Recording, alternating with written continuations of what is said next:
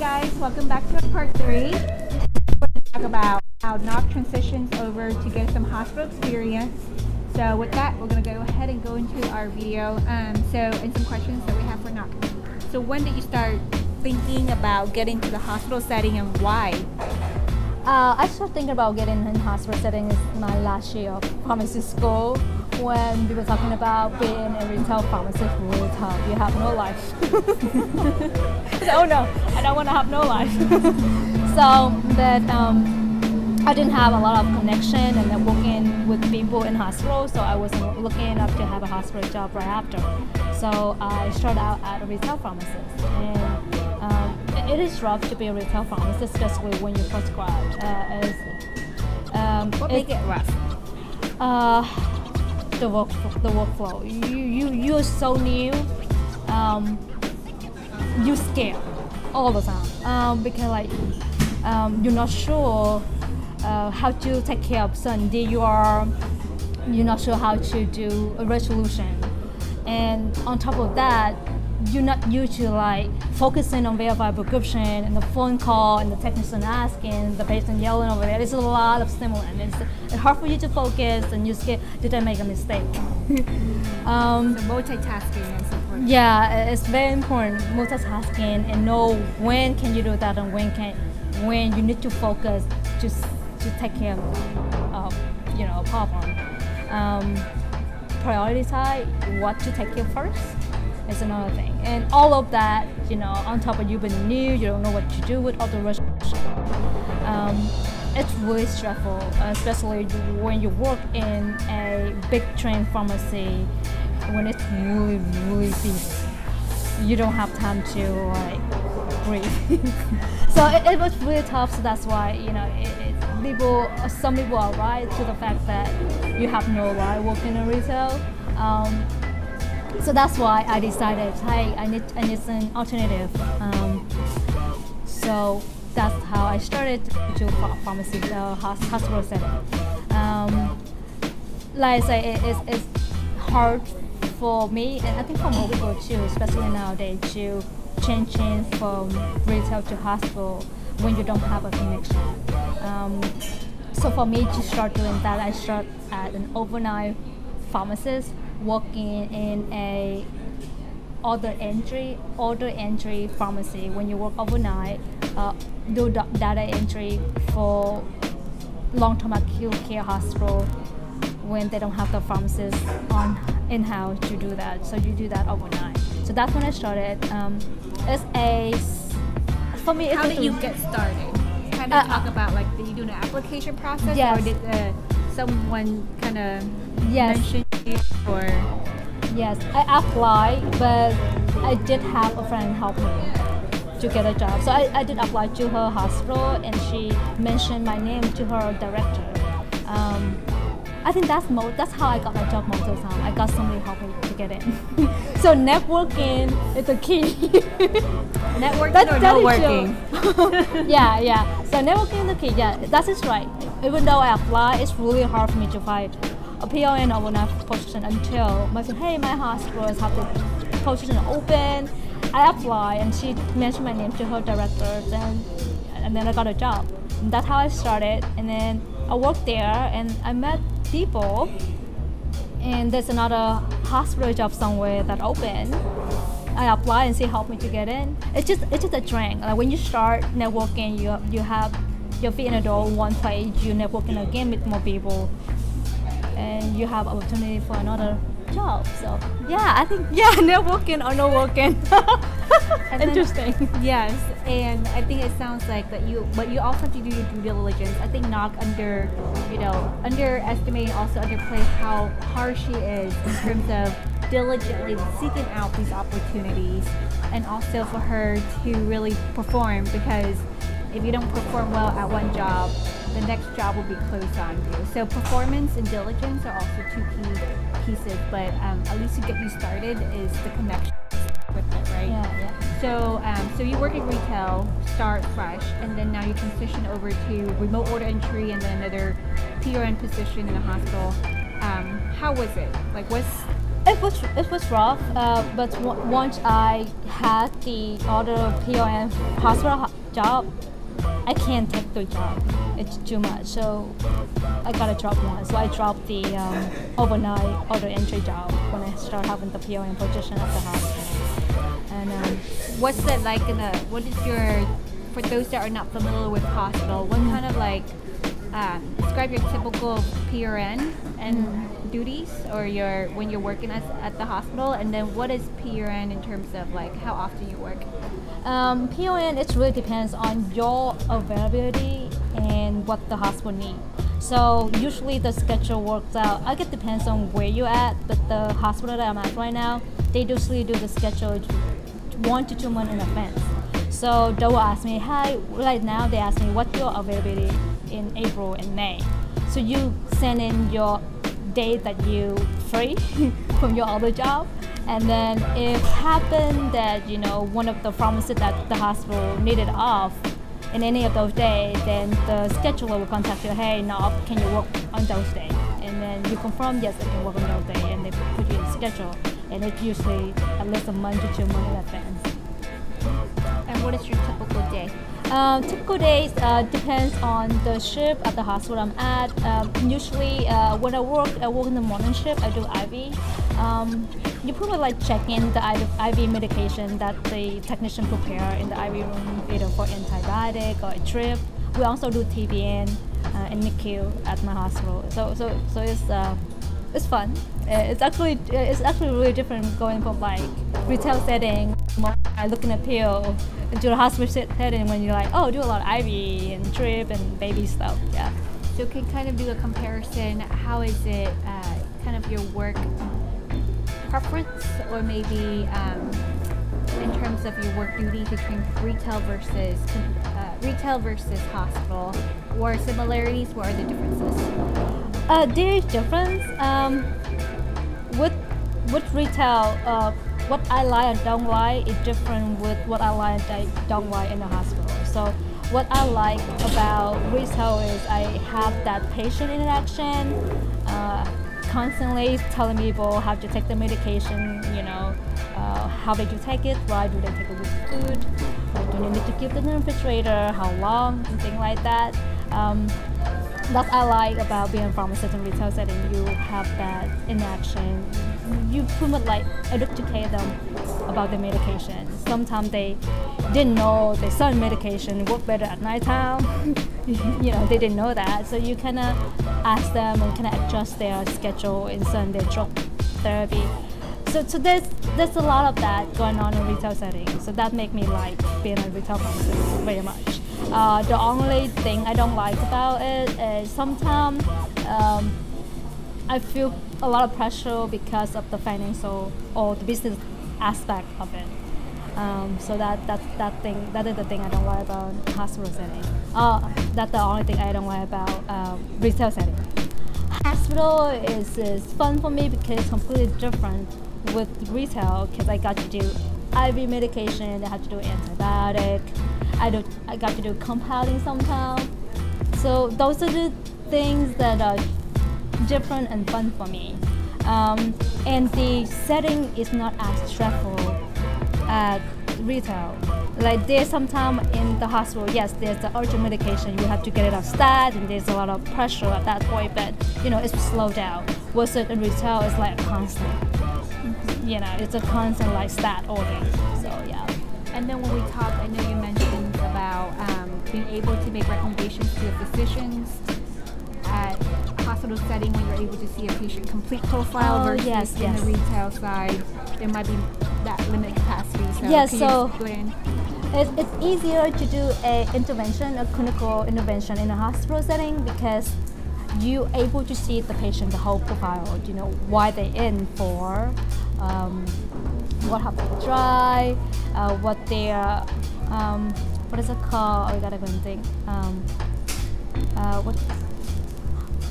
How to say the sensitivity? Yes. Yeah, the culture. The culture. You have culture of the lab.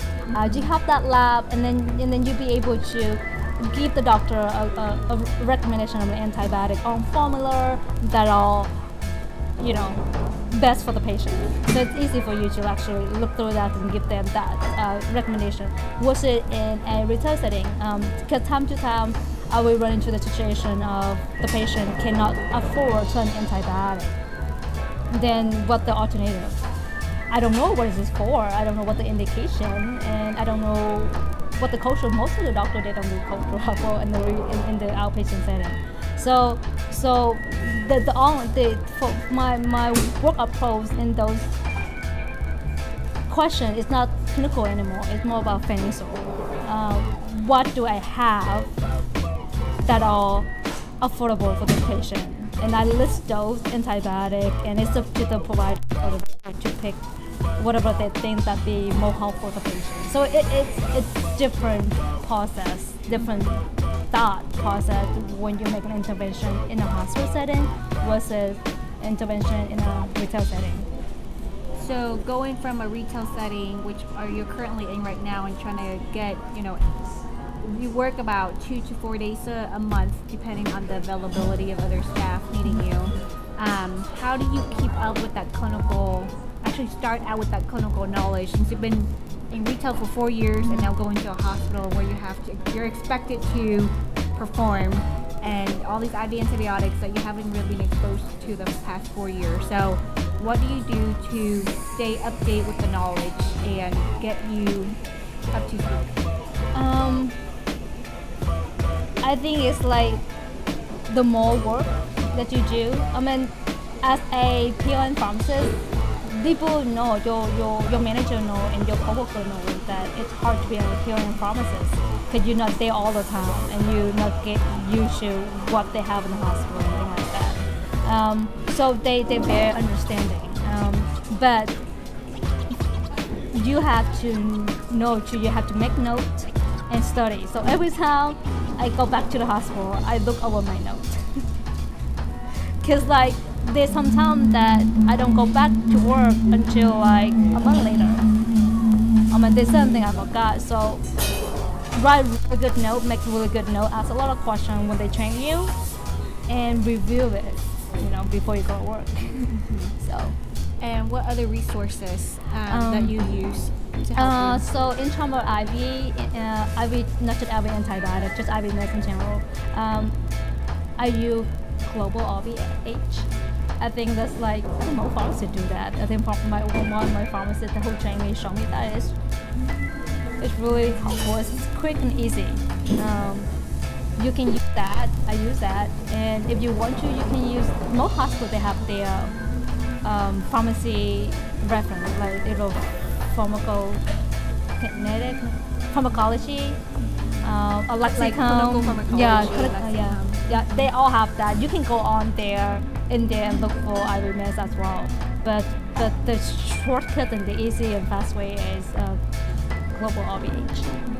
But you just have to make sure that what you look up, you want to verify the second time with more of the second preference, like the lexicon, clinical pharmacology, micromedics. Again, hospital have.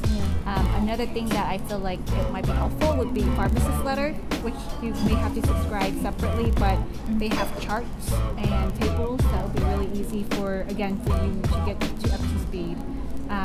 So those are some of the resources as a starting point, just to get your feet wet, right? And then when you're in the hospital, every hospital has kind of a different medications and preference, like the formulary list. So they also have protocols.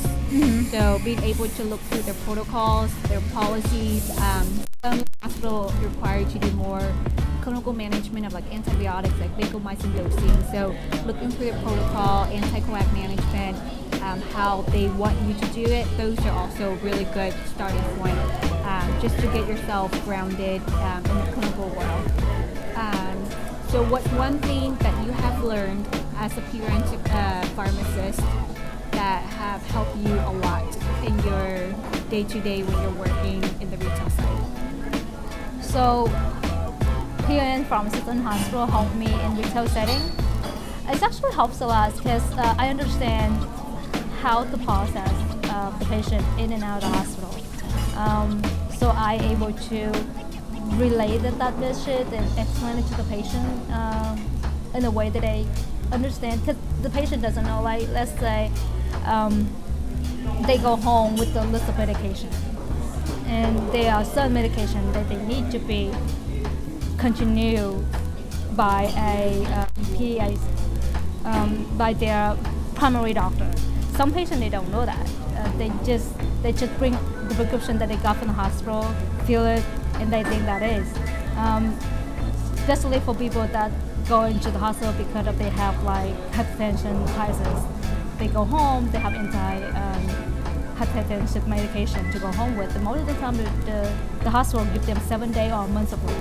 And then some of the patients, that's all they take, and they didn't realize that they need to follow up with their PCP for it's a chronic condition, it's a continuing condition. I guess it's a gap between hospital and retail, and then being a retail pharmacist, I feel like that we can help bridge that gap to like, hey, this is not the one-time deal, it's a continuous deal. You need to go to see your doctor to get more medication after this prescription, and yeah. And then what is one thing that future goal that you want to accomplish to help continue on your clinical journey? So I have plans in place. I'm excited that I will get in my ACPS certification in April, and hopefully ACOS? Yeah, ACOS. ACOS certification in April, and for those that don't know ACOS, can kind of mention what that is. it's like it's like BOS but more like for clinical It's like setting when you're attending cold blue. Yeah. So when you have like emergency responses where patients are in very critical conditions, and ACOS helps to train you to kind of triaging the appropriate way, and you're as a pharmacist, you're there to help making sure the medication are administered appropriately and also in a timely manner. So ACOS is more advanced form of basically triaging cold. And then what's another clinical step that you want to take towards to help you? I plan to probably in the next year or two we'll get my what is that called? I can't even think. BCPS. Oh my God, so many abbreviations. So many acronyms. Yeah. When you get to the hospital, that's one thing that there's a lot of acronyms. So BCPS is board certifications. There's general board certifications, which is what I have, and there's nutrition, there's critical care, there's infectious disease, cardiology. It just depends on what your specialties are, but for most that's just starting in the hospital or also just like internal medicine, we usually do BCPS. So that's one thing that Ngoc is striving for, and I think it's always good to just keep it in the back of your mind, because again, that helps you to stay afloat and stay updated with the clinical information. Any last tips for those that are interested in hospital or in retail? Last tip I have for you guys is being aggressive. You have to try and be aggressive and don't stop trying. You will get really frustrated because there's some points I'm like, oh my God, I put in my application so many places, I have no word from them. It's like your application just disappears on the internet and nobody will look at it. But don't get discouraged and network it. So, like I say, most of the time, like I think all of the time when I got a job, because I know somebody. And it's because you have to perform too, right? Yes, you have to do that on your work. Yeah, I know somebody and you have to be prepared. Yes. I love it that you say you have to be aggressive. So really don't give up. Keep knocking on doors, because there will be people that will give you an opportunity. Of course, depending on your geographical area, if you're wanting more metro area, that might be harder because you're more pharmacists and potentially more saturation. But if you're like willing to go outside of like the metro area, more like rural areas, there are more opportunities for you. Or if you do what Ngoc did in the past, which was like overnight many of the new grads that start or just finish school and get a hospital job is because they got into a night position. They work there for a few years and then you stay up and transition into like an evening or a day shift depending on availability. So the biggest advice I have is just get one foot in the door and crack it wide open. So I hope you guys find this helpful. For those that are watching this have similar experience, share your thoughts. For those that have questions, please post them and don't forget to subscribe and share it widely. Thanks. Take care.